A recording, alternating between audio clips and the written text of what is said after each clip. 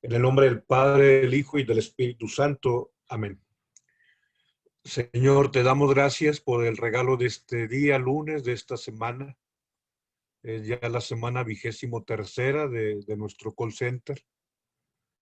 Hoy tendremos una reunión, Señor, con nuestras cáritas diocesanas para tratar de ver la mejor forma de seguirte sirviendo. Escuchar qué es lo que necesitan ellos, pero qué es lo que les pedimos nosotros, para que esta obra tuya sea mejor. Sí. Este apostolado que realizamos es tuyo, tú eres quien lo ha suscitado. Te pedimos que desde los que tenemos una responsabilidad de tomar decisiones, que quienes ofrecemos nuestro tiempo con generosidad, que seamos facilitadores de tu acción, que tú quieres realizar a favor de tu pueblo. Especialmente hoy te pedimos nos concedas la actitud de centurión, de tener compasión de quien tiene necesidad. Danos, Señor, tu luz, la luz de tu gracia. Bien, hoy el Señor nos regala en el inicio de este capítulo 7 de San Lucas el pasaje del centurión, muy parecido al texto de Mateo capítulo 8, que es posiblemente el que tú conoces más, porque el capítulo 8 de San Mateo es el que está en el ritual de la unción de los enfermitos. Aparece ese texto del capítulo 8 de Mateo. Pero hoy es un texto casi idéntico, pero tiene elementos muy, muy favorables que nos ayudan mucho. Aquí, digamos, hay una dinámica de afecto, de fraternidad, de intercesión. Aquí la primera afirmación sabemos que es Jesús, es Dios, quien puede hacer todas las cosas, pero esa relación fraterna de cuando uno dice, Señor, antes de dormirme quiero pedirte te pongo el ejemplo, mi hermana Hermila, que está enfermita, mi hermana mayor, eh, ella nació en el 59, debe estar sobre ya los 61 años, 60 años, ya pasó los 60 años. Pero ese pedirle a Dios, Señor, te encomiendo su salud, pues es un ejercicio de fraternidad y de comunión. De hecho, a esto le llamamos nosotros la comunión de los santos. Hoy vas a ver en el Evangelio, por eso te digo qué bueno que San Lucas nos lo comparte. Hoy vas a ver en el Evangelio cómo el centurión primero se preocupa fraternamente por su criado, pero luego el Sanedrín o los ancianos van y abogan por él ante nuestro Señor. Busca algunas imágenes, y esta imagen, por ejemplo, donde él está con una rodilla tocando el suelo, habla de esa actitud de sencillez, junto con una legión de soldados que está detrás de él, porque era un centurión, tenía una centuria de soldados bajo sus órdenes. Y me agrada también esta otra, a la izquierda, mirando de frente a la pantalla, digamos, el centurión con toda su indumentaria, con, digamos, esa imponente vestimenta, independientemente del tiempo y de los ejércitos, siempre la vestidura militar es siempre imponente. Y esta otra de abajo, de la mano derecha, el centurión con su casco en la mano, pero digamos, el director de cine, el artista, trata de plasmar de la mejor manera cómo se trata de una persona importante. Eh, Notoriamente es más alto en esta fotografía de la película el centurión que nuestro Señor. Imagínate que se hubiera puesto su casco con esa adorno, esa ornamentación de la parte superior, pues hubiera sido visiblemente más grande todavía que, en hablando de altura física, que nuestro Señor.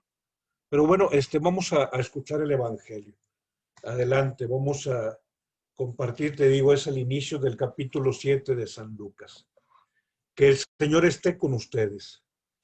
Proclamación del Santo Evangelio según San Lucas. En aquel tiempo, cuando Jesús terminó de hablar a la gente, entró en Cafarnaúm. Había allí un centurión, un oficial romano, que tenía enfermo y a punto de morir a un criado muy querido. Cuando le dijeron que Jesús estaba en la ciudad, le envió a algunos de los ancianos de los judíos para rogarle que viniera a curar a su criado. Ellos, al acercarse a Jesús, le rogaban encarecidamente, diciendo: merece que le concedas ese favor, pues quiere a nuestro pueblo y hasta nos ha construido una sinagoga. Jesús se puso en marcha con ellos. Cuando ya estaba cerca de la casa, el oficial romano envió unos amigos a decirle: Señor, no te molestes, porque yo no soy digno de que tú entres en mi casa, por eso ni siquiera me atrevía personalmente a verte. Basta con que digas una sola palabra y mi criado quedará sano, porque yo, aunque soy un subalterno, tengo soldados bajo mis órdenes y le digo a uno ve y va, a otro ven y viene, y a mi criado hace esto y lo hace. Palabra del Señor. Gloria a ti, Señor Jesús. Mira, hay tantas cosas por subrayar en este texto. La verdad, es un texto sumamente bondadoso, aleccionador. Voy a hablar del centurión de forma rápida. Es un centurión, tiene una centuria de soldados bajo sus órdenes. De acuerdo a la forma de organización bélica de los romanos, tenía entre 80 y 120. Digamos más o menos 100, entre 80 y 120 era la centuria de soldados. Y no obstante, o sea, yo quiero subrayar varios elementos de ese centurión. En primer lugar, es un hombre, voy a decirlo así, muy social. O sea, el que él tenga que lidiar con algo que no es tan fácil, como estar al frente de un batallón de 100 soldados, pues no le impide tener una relación de afecto, de personas que le quieren, de personas que están agradecidos con él. Y la prueba más clara de ese elemento afectivo socializante del centurión es que él mismo se preocupa por su criado, de alguien, digamos, que sirve en su casa, lo cual no lo hace ni mayor a él ni menor a él. Al contrario, sabe que está pidiendo por alguien que en primer lugar es una persona, pero en segundo lugar a quien él también se siente deudor porque es alguien que le sirve en su casa y por eso se preocupa por el que humanamente podríamos decir que es inferior, pero bueno, la cuestión de aquí de inferioridades o superioridades no funciona. Pero fíjate cómo este hombre, que al mismo tiempo que tiene una situación muy complicada como es la centuria, voy a recordarte una escena de algo que a mí me ayudó mucho. El año 2004, cuando salgo del seminario y me voy a la parroquia del Rosario, ese año me pidieron en Chihuahua que fuera a dar una semana de formación a los sacerdotes. El obispo era don José Fernández y una de las comidas cuando estaba con él, me platico una escena. Dice que él fue, y ya ahorita te digo, soy claro y acepto mi ignorancia, no ubico si era zona o región militar lo que hay en Chihuahua, posiblemente una región. La zona y las regiones como que tienen diferentes, vamos a decirle, responsabilidades, títulos honoríficos o de responsabilidades. Total, bueno, decía don José Fernández que un día él muy molesto fue con el responsable de la zona o de la región militar allí en Chihuahua. Y le dice, con esa molestia de alguien que estaba viendo ciertas actitudes inadecuadas, le dice al responsable de la zona o de la región, oiga, póngale orden a sus soldados. póngale orden a la gente que tiene que controlar. El jefe de la región o de la zona le sonríe y le dice, señor obispo, hago todo lo que puedo. Y el obispo le dice, sí, hombre, es que hacen muchos desmanes en la ciudad y la gente se queja. Y le dice el responsable de la zona o de la región, oiga, señor obispo, ¿cuántos sacerdotes tiene usted bajo su responsabilidad? Y dice, no, pues casi 300. ¿Cómo son un buen número? Dice aquel hombre. Pues, y quiero hacerle otra pregunta, señor obispo, con mucho respeto. Sí, le dice don José. ¿Y esos casi 300 sacerdotes le hacen caso cuando usted les pide algo? El obispo se sonroja y dice, bueno, no todos, ¿eh? Algunos de pronto me dicen que sí, pero no, y otros me dicen de plano que no. Y le dice a aquel hombre responsable de la zona o de la región, pues si sus sacerdotes que ven en usted la autoridad de Dios nuestro Señor, a veces no le hacen caso, y son, dice que menos de 300. Imagínense que yo tengo más de 1000 soldados bajo mi responsabilidad. Y si a usted, que ven en usted la autoridad religiosa, ven la voluntad de Dios, y ellos están ahí por vocación, a veces no le hacen caso.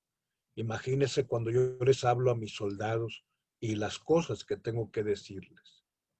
Bueno, te comento esto porque lo que hacía el centurión no era fácil, pero aún así este hombre tiene un corazón bueno.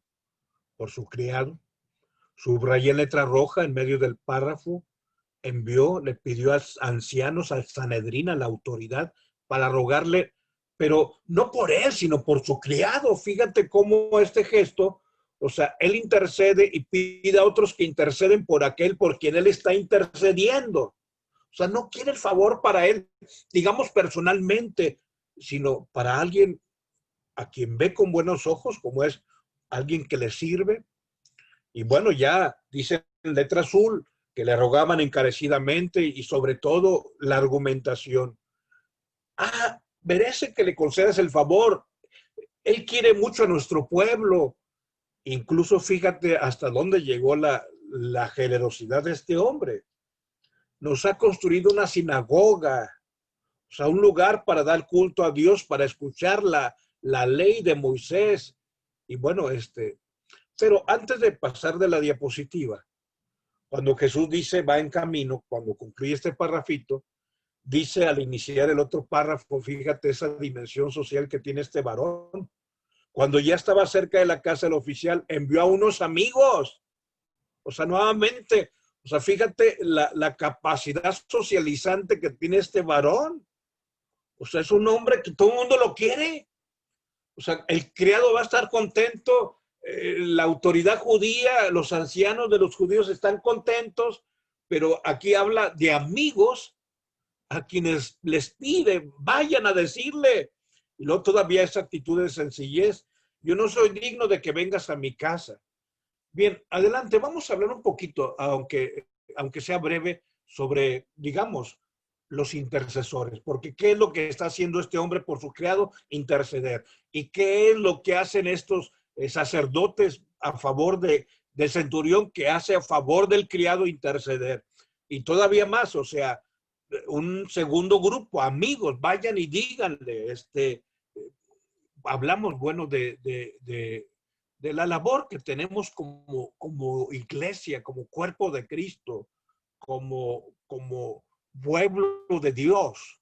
Y hablo de los santos, de quienes a veces podemos ser devotos. ¿Tú tienes algún santo del que tú eres devoto? Yo te comento que el día de ayer, aun cuando siendo domingo, 24º del tiempo ordinario, no se celebró su fiesta, pero ayer 13 de septiembre fue fiesta de San Juan Crisóstomo. Yo en lo personal, sabiendo que fue un excelente obispo, un hombre que dio testimonio de Cristo, pero sobre todo alguien a quien yo admiro, Crisóstomo significa pico de oro, boca de oro, Crisos o el crisol es el oro, tomos es la tomografía o hay elementos, digamos, cuando la persona también es entubada, bueno, la boca de oro, pero también tengo devoción para San Josecito, para la Virgen María. Y la pregunta sería, obviamente, sobre todo por las discusiones que surgen, a veces discusiones sin fundamento, si aquellos que habiendo vivido la santidad y que ya están con el Señor pueden interceder por nosotros.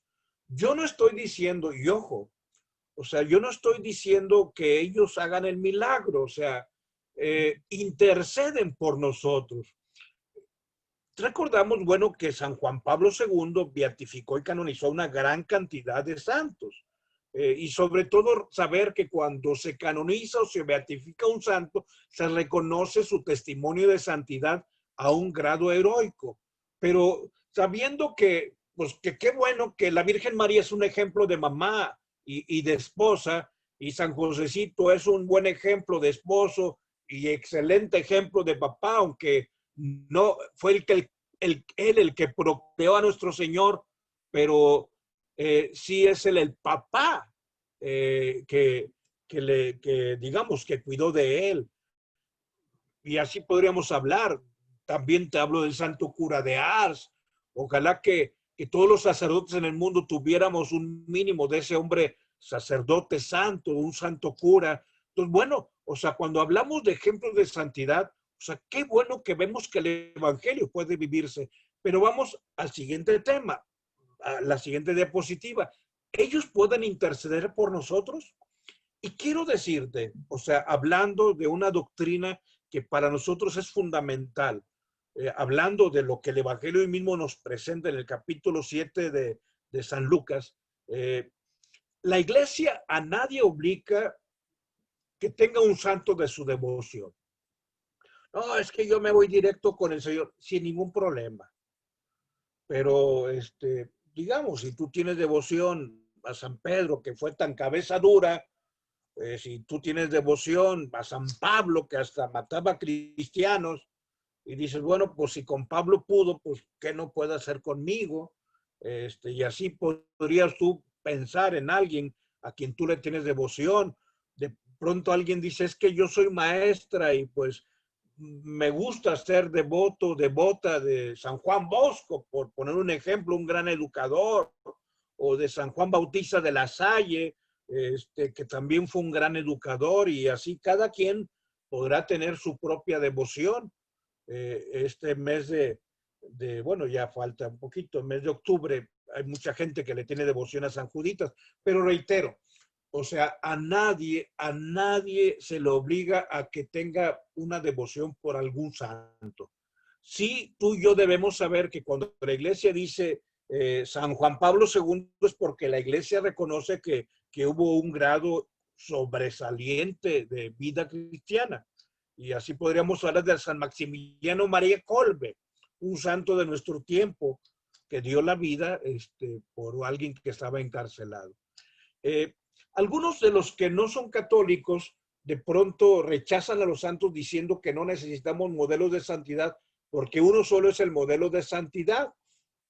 Y estoy de acuerdo, o sea, Cristo es la santidad perfecta.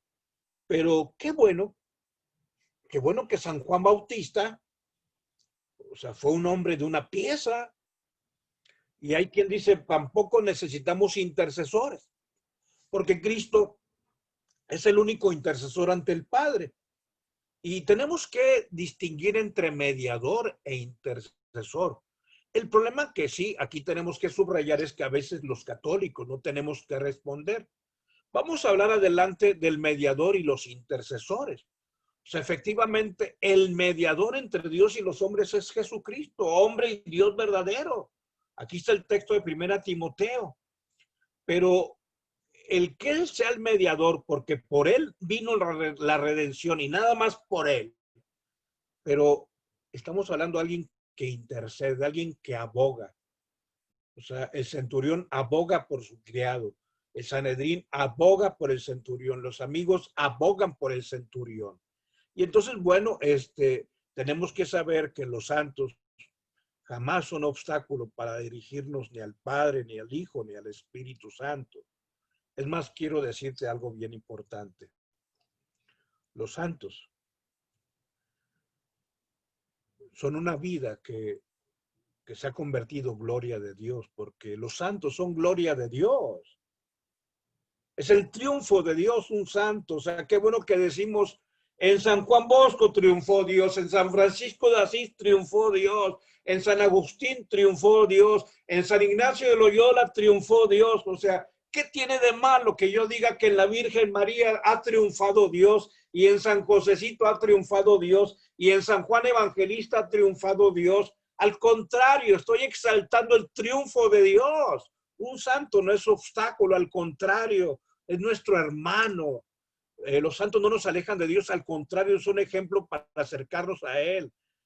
Cuando la iglesia dice que un santo intercede, no que es mediador. O sea, el texto de 1 de Timoteo ahí está claro. No quiere decir, y vuelvo a reiterarlo, o sea, el milagro no me lo hizo San Juditas, ni me lo hizo el santo cura de Ars, ni me lo hizo San Juan Crisóstomo, sino Dios nuestro Señor. Pero pues yo tengo un amigo muy bueno que se llama San Juan María Vianney, a quien le digo, oye, tú fuiste un buen sacerdote, dile al patrón que me ayude a que yo sea un buen sacerdote. Por eso vamos adelante a hablar de los milagros. Si Dios Padre, Jesucristo, Dios y hombre verdadero, o el Espíritu Santo, ellos son los que obran las maravillas. Pero a veces, bueno, pueden escuchar a alguien que dice, como la Virgen María, hijo, ya no tienen vino. María hizo el milagro. Yo no he dicho que ella hizo el milagro, no. O sea, el único que lo puede todo es Jesús. Pero ella tiene un corazón materno y una mirada femenina. Y ella sabe lo que es la alegría del matrimonio. Hijo, ya no tienen vino. Hagan lo que él les diga. Yo no estoy diciendo que María es, digamos, mediadora, aun cuando esta sea una especie de labor de mediación, pero digamos, en cuestión de la redención es por Jesucristo, pero ella intercede. Y lo que hoy hemos visto, israelitas, ancianos, amigos, abogan por el centurión. Digamos, ¿no es esto una especie de intercesión? Veamos que aparte de esto que vemos hoy en Lucas 8 adelante y en Juan capítulo 2, hay otras escenas de intercesión. Moisés ora a Dios por intercesión de Abraham, Isaac y de Jacob, Éxodo 32. Jesús manda a sus apóstoles a sanar enfermos, resucitar muertos, limpiar leprosos, echar demonios, Mateo 10. O sea, no son ellos, sino es Jesús, porque es por la palabra de Jesús, pero ¿quién fue el intermediario? Aquí, perdón, que use la palabra para que se sanara el enfermo, resucitara el muerto, se limpiara la piel del leproso, fueran expulsados demonios por los apóstoles, porque Jesús así lo quiso. En Hechos 3, Pedro y Juan, cuando van saliendo del templo, se encuentran con un hombre tullido en la puerta la hermosa y dicen, pues no tenemos oro ni plata, pero en el nombre de Jesucristo, levántate. Pedro y Juan, en nombre de Jesús sanan. A ver, pero ellos sanan. Pues digamos, Jesús sana a través de ellos. En Troade, Pablo un día, y creo que es el texto de los que nos tranquilizan la conciencia, a no pocos de los que a veces nos alargamos predicando. Pablo se alargó 2, 3 horas y hasta el amanecer, y de pronto alguien que estaba en una ventana agarrando airecito porque ya se estaba durmiendo, o sea, de pronto se duerme en la ventana del segundo piso, se cae, lee el capítulo 20 de los Hechos, y ahí va Pablo y se avienta sobre él, así dice, se tiró sobre él y se levantó este hombre llamado Eutico, o sea, ahí dice el nombre en el texto de los Hechos.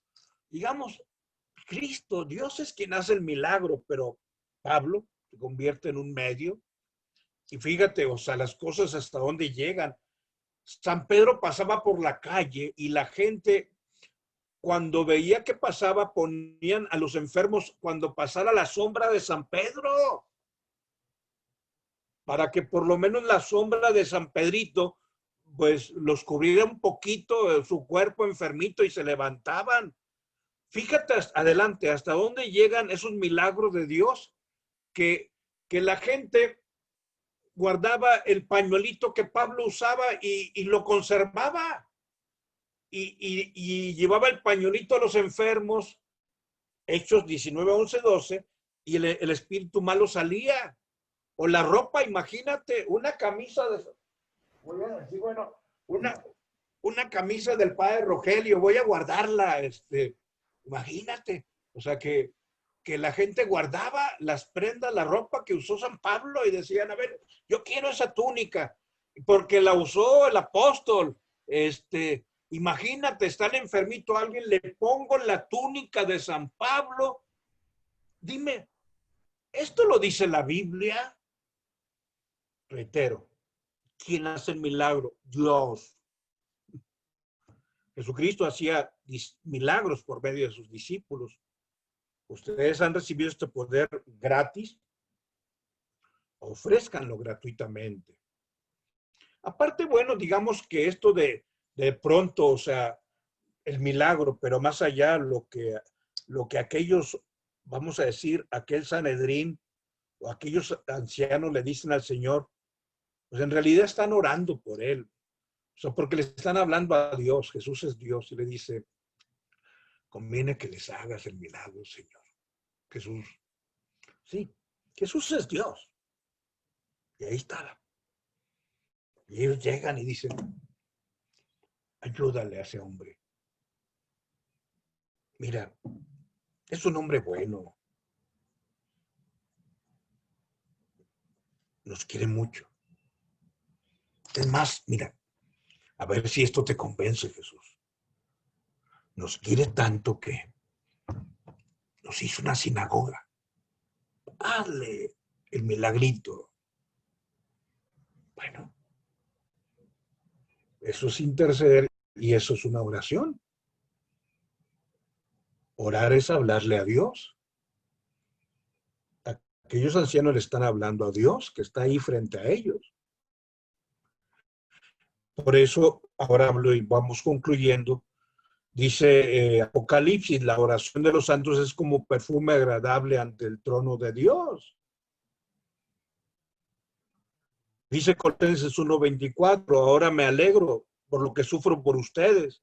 Fíjense, Pablo habla de lo que está haciendo por la comunidad, porque completo en mí lo que falta los sufrimientos de Cristo por ustedes, que son la iglesia, que es su cuerpo. Bien, vamos ya concluyendo adelante, hablando de la vida cristiana. La oración fervorosa del hombre, dice el apóstol Santiago, la oración fervorosa del hombre bueno tiene poder. Órale. Dice, el profeta Elías era hombre como nosotros y cuando en su oración pidió que no lloviera, dejó de llover y después pidió que lloviera y volvió a llover. Y hermoso el texto de Apocalipsis 5:8. Los 4 seres vivientes y los 24 ancianos se pusieron de rodillas delante del Cordero. Cristo es el Cordero. Cada uno de los ancianos tenía un arpa, llevaban copas de oro llenas de incienso. Pero ¿cuál es el incienso que se ofrece delante de la presencia de Dios? La oración de los que pertenecen a Dios. Entonces, bueno, o sea, habla de aquello que se presenta delante del trono de Dios. Por eso le decimos a la Virgen Madre Santa, en esa copa llena de incienso, que son nuestras oraciones, preséntale esta oración a nuestro Señor. Adelante, ya la última diapositiva. Los santos no nos alejan de Dios, sino que al estar ya gozando de la bienaventuranza, es un buen amigo que tenemos allá. Y la mediación es solo de Jesucristo, pero dice, fíjate hermoso, merece que se lo concedas, porque quiere a nuestro pueblo y nos construyó la sinagoga. Hermosa intercesión. ¿Quién nos envió? el centurión. Pero al mismo tiempo, te digo, el centurión estaba viendo por su criado. Cerramos con esas preguntas. ¿Alguien ha orado? ¿Alguna vez alguien ha orado por ti? Oh, por mí muchísimo. Estoy seguro que estoy aquí gracias a las oraciones. Estoy seguro que esos 11 años de formación donde Dios me llevó de su mano fue fruto de muchas oraciones. Muchísimas. Y no tan solo oraciones, sino sacrificios de personas. Por eso ubico que jamás voy a terminar de pagar cada una de esas oraciones. Y la siguiente pregunta, ¿tú has tenido en tus oraciones la intención de alguien que se haya encomendado a esa oración? Y la pregunta, ¿no es eso una intercesión? Si nosotros oramos unos por otros, ¿acaso tenemos más poder los que estamos en el tiempo que los que ya están gozando de la eternidad? Que aquellos que gozan de Cristo y que viven eternamente, rueguen por los que vivimos en el tiempo. En nombre del Padre, del Hijo y del Espíritu Santo. Amén.